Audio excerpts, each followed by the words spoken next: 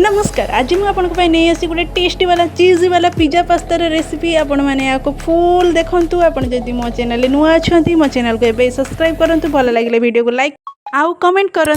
चलते स्टार्ट करवा। तो मुझे पास्ता पिज्जा बनवाई यही सब सामग्री नहीं बहुत कम सामग्री रे बहुत कम खर्च रे आज गोटे टेस्टी वाला चीज़ी वाला पिज्जा मुझे प्रस्तुत कर भी निहाती घरे ट्राए करंतु। तो चलतु कटाकटी स्टार्ट करवा। तो प्रथम आम रसुण को छोट छोट छोट छोट करके काटिदबा। देख पारे आप ये छोट छोट कर काटे रसुणर फ्लेवरटा पूरा मस्त आसता तेणु रसुणटा निहाती देबे। तो आमर रसुण ये मुझे काटिदेची तापर ये पियाज को काटिदबा। पियाजर सेपटा को टिके बड़ बड़ रखा जेटा नॉर्मल आमर पिज्जा हुए सेटार तो बहुत बड़ बड़ रुए जेहेतु आम यहाँ कुल्हड़ रे बनाऊे। तो ये टिके छोट छोट करेंगे जो भाया मुझे से भाया साइज करके पियाज गुड़िक सब काटिदबा। ये मुझे सब पियाज गुड़िक काटिदे। आपको पिज्जा केमती लगे मत कमेंट रे निहाती जनइबे। आउ एई भलिया पिज्जा घरे ट्राए करछंती कि नहीं निहाती जनइबे। तो ये आमर पियाज कटा सरीगला। तापर आम काटिदबा कैप्सिकम को। तो कैप्सिकम को काटिदबा से भाया ठीक पियाज जो भाया काटुले से भाया छोट छोट करके काटिदबा। मुझे जमी काटुची आपण मैंने भी ठीक से भाया छोट छोट करके काटिदेवे। ये बेसी बड़ रखिबेनी। आमर रेडी हो गला काटाकटी रेडी। तो नेक्स्ट आम कड़ाई टे पानी बसई देते पानी टे उषुम हो गला देदबा आम गोटे छोट चामच लुण को आ गोटे चामच तेल रिफाइन तेल ए यूज करवा। तो नेक्स्ट आम जो पास्ता बनइबा से पास्ता को दे देछि। एटी पानी भी देख पारे टिके टिके गरम हो गलानी। तो ये पास्ता सिझा को हमको मिनिमम 8 ରୁ 10 मिनट लगे। तो धीरे धीरे ये पानी देख पारे केपरि फुटुची। तो यापर मुझे आपन को देखेदेवी पाखर पास्ता सिझीगला केमती लगे। तो ये देखो पास्ता सिझीगला आपड़ एमती चापिले एमती सी दबी जाऊे। तो जानवे पास्ता पूरा परफेक्ट सिझी जापर। नेक्स्ट आम छाणी नवा। तो ये गोटे जाली साहाय्य आप छाणिकी गोटे प्लेट रे अलग अलग करके रखिए। भिड़े भिड़े रखिए एकाठी करके फांका फांका करके ठंडा छाड़ापी रखिदबा। ये जी पास्ता थिला मुझे सब छाणिकी प्लेट को काढ़ी देकी ठंडा हाँपाई रखीदेली। नेक्स्ट आम से कड़ाई टिके रिफाइन तेल देकी आम प्रथमे टिके रसुण को देदबा जे छोट छोट कर काटिकी रखिले। नेक्स्ट आम जो पियाज को देते आ कैप्सिकम ये सब को आम टिके भाजीदबा। जस्ट टिके एगुड़ा को भाजीदबा कहीं आम कुल्हड़ पिज्जा रे जदि पूरा न भाजवा तेने कंचा कंचा लगे। तेणु जस्ट टिके 2 मिनिट पाई ए सब को टिके टिके करके भाजीदबा। एथिरे मो टिके लुण भी दे दूची। तो ये आमर भाजू भाजू हो जाए 2 मिनिट कंप्लीट। तो कलर भी चेंजेस आसी। तो या गोटे पात्र को काढ़ी नहीं कि या आम ए साइड रे रखीदबा। नेक्स्ट आम कौन करवा ना जो कड़ाई करथिले से कड़ाई आ गोटे चामच मात्र रिफाइन तेल देकी पास्ता को देदबा। तो ये पास्ता को आम लो फ्लेम रे रखिकी या ऊपर सब प्रकार सॉस देदबा जहाँ आपण पाखे अवेलेबल अच्छी ता देदेवे। मुझे दे दूची पिज्जा पास्ता सॉस आसुची जो सेटा आ मेयोनीज को मध्य दे दूची। तो यहाँ को देदेवे आपण मैंने भी निहाती यहाँ को देबे कहीं ना ये देले टिके पूरा पिज्जा पिज्जा भाया पूरा फील आसो। तेणु यहाँ को निश्चय देवे यहाँ को स्किप करेंगे ना। नेक्स्ट यहाँ टिके चिली फ्लेक्स आउ आमर ओरेगानो मध्य दे दूची। पिज्जार एक्जाक्ट फ्लेवर ही ये दुटा तेणु यहाँ निहाती पकेबे स्किप करेंगे ना।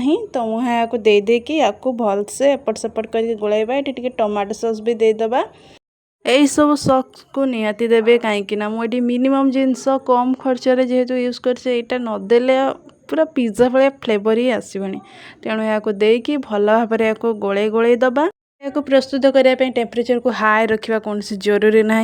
लो फ्लेम रे ही या 5 मिनिट एपट सेपट करके रखिले सब भलरे मिसीजा कहीं आमर पास्ताटा ऑलरेडी आम भल भाव यहाँ सीझाई देछि। तेणु यहाँ टेम्परेचर को हाई कर कौन आवश्यकता नहीं हो या लो टेम्परेचर ही करवा। तो देख पारे ये पूरा लुक केते सुंदर देखा एमती ही आपड़ खाईपारे।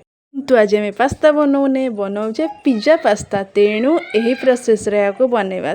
पिज्जा बनवाई मार्केट रो ये पात्र एवेलेबल थी जदि मार्केट अंटे सुपर मार्केट रे निहाती आपण पाइजिबे। तो मार्केट रे या आनिकी या निश्चय या घरे ट्राए करेंगे। नेक्स्ट आम जो पास्ता रेडी कर रखिले ताकू देदबा अल्प करके दबा एबे सबू दबानी। तो मुझे प्रोसेस रे करछु आपण निहाती याको ही फॉलो करेंगे। नेक्स्ट आम जो सालो फ्राई करके रखिले कैप्सिकम और पियाज को ताकू मध्य एथिरे अल्प अल्प करके आग दबा। नेक्स्ट या ऊपर कौन करबा ना आम टिके जे मेयोनीज आउ हमर पिज्जा सॉस रही ताकू मध्य देदबा।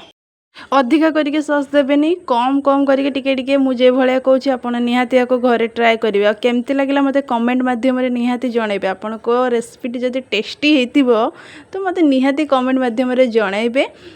ମୋ ଭିଡ଼ିଓଟି ଆପଣଙ୍କୁ ଭଲ ଲାଗୁଥିଲେ ଲାଇକ୍ ଦେବାକୁ ବିଲକୁଲ ବି ଭୁଲିବେନି। ଗୋଟେ ଲାଇକ୍ ନିହାତି ଦିଅନ୍ତୁ, ମୋତେ ଦେଲେ ଏଇ ରେସିପି ବନେଇବା ପାଇଁ ଆଉ ଟିକେ ଆଗ୍ରହ ହେବ, ଆଉ ଟିକେ ଇଣ୍ଟରେଷ୍ଟ ବଢ଼ିବ।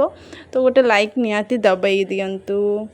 ତ ନେକ୍ସଟ ଆମେ ଏଠି ଦେଖିପାରୁଥିବେ ଆମେ ଯେଉଁ ସକ୍ସ ଥିଲା ତାକୁ ପକାଇ ଦେଇଛି। ଏଠି ଟିକେ ଚିଜ୍କୁ ମୁଁ ହେଉଛି ଗ୍ରେଟ୍ କରି ନେଇକି ବି ମଧ୍ୟ ପକାଇ ଦେଇଛି। ନେକ୍ସଟ ଆମେ ଅରିଗାନୋ ଆଉ ଚିଲି ଫ୍ଲେକ୍ସକୁ ଟିକେ ଟିକେ କରିକି ଏବେ ଦେଇଦେବା। ନେକ୍ସଟ ଯେଉଁ ପ୍ରୋସେସରେ ଆମେ କରିଥିଲେ ପିଜ୍ଜା ପକାଇକି ତାପରେ ନେକ୍ସଟ ଯେଉଁ ସକ୍ସ ପକାଇକି ଯେଉଁ ପ୍ରୋସେସରେ କରିଥିଲେ ଠିକ୍ ସେଇ ପ୍ରୋସେସକୁ ପୁଣି ଥରେ ଆମେ ରିପିଟ୍ କରିବା। ତ ଏଇଟା ଗୋଟେ ପ୍ରକାର ଆମେ ଯେଉଁ ବିରିୟାନୀ ବନାଉନେ ଠିକ୍ ସେଇ ଷ୍ଟାଇଲର। ତ ଏହାକୁ ଆପଣ ନିଶ୍ଚୟ ମୁଁ ଯେଭଳିଆ କରିଛି ଆପଣ ନିହାତି ଘରେ ଟ୍ରାଏ କରନ୍ତୁ। ଆଉ କେମିତି ଲାଗିଲା ମୋତେ ତ ଜଣାଇବାକୁ ବିଲକୁଲ ବି ଭୁଲିବେନି। ତ ମୁଁ ଯେଉଁ ପ୍ରୋସେସରେ କରିଥିଲି ସେଇ ପ୍ରୋସେସକୁ ପୁଣି ଥରେ ରିପିଟ୍ କରିବା। ତ ମୋ ଷ୍ଟାଇଲରେ ପିଜ୍ଜା ପାସ୍ତା ଘରେ ନିଶ୍ଚୟ ଟ୍ରାଏ କରନ୍ତୁ। ଆଉ ଆପଣଙ୍କ ପରିବାର ବର୍ଗର ଲୋକମାନଙ୍କୁ ନିହାତି ଖୁଆନ୍ତୁ। ଆଉ ପ୍ରଶଂସା ଉପରେ ପ୍ରଶଂସା ନିଅନ୍ତୁ। ଗୋଟେ ନୂଆ ପ୍ରକାର ରେସିପି ମୁଁ ଆପଣଙ୍କ ପାଇଁ ନେଇ ଆସିଛି ଯେହେତୁ। ନେକ୍ସଟ ଆମ ରେସିପି ଆଡ଼କୁ ଯିବା। ଏଠି ମୁଁ ଚିଜ୍କୁ ଗ୍ରେଟ୍ କରିକି ଦେଇଦେଇଛି। ଆଉ ତାପରେ ଯେମିତି ଯାହା ପକାଇବା କଥା ପକାପକି କରିଦେଇକି ଆମର ପିଜ୍ଜା ପାସ୍ତା ପ୍ରାୟ 90% ରେଡ଼ି। ଆପଣମାନେ ବି ୟାକୁ ନିହାତି ଟ୍ରାଏ କରିବେ। ଦେଖିପାରୁଥିବେ ଏବେଠୁ ଲୁକ୍ଟା କେତେ ମସ୍ତ ଆସୁଛି। ନେକ୍ସଟ ଆମେ ଯେଉଁ ରେଡ଼ି କରିକି ରଖିଥିଲେ ତାହାକୁ ଆମେ ପ୍ରେସର କୁକର ଭିତରେ ଦେଇକି 10 ମିନିଟ୍ ୟାକୁ ୟାର ହୁଇସିଲ୍ କାଢ଼ି ଦେଇକି ଗ୍ୟାସରେ ହାଇ ଟୁ ମିଡ଼ିୟମ୍ ଫ୍ଲେମ୍ରେ ୟାକୁ ରଖିଦେବା। ତା ଭିତରେ ଆମର ପିଜ୍ଜା ପାସ୍ତା ଇଜ୍ ରେଡ଼ି। ତ ୟାକୁ ଆପଣ ଘରେ ନିହାତି ବନାନ୍ତୁ। ଯଦି ଆପଣଙ୍କ ପାଖରେ ପ୍ରେସର କୁକର ନଥିବ ଗୋଟେ ବଡ଼ ଜାଗାରେ ବି ରଖିକି ୟାକୁ କରିପାରିବେ।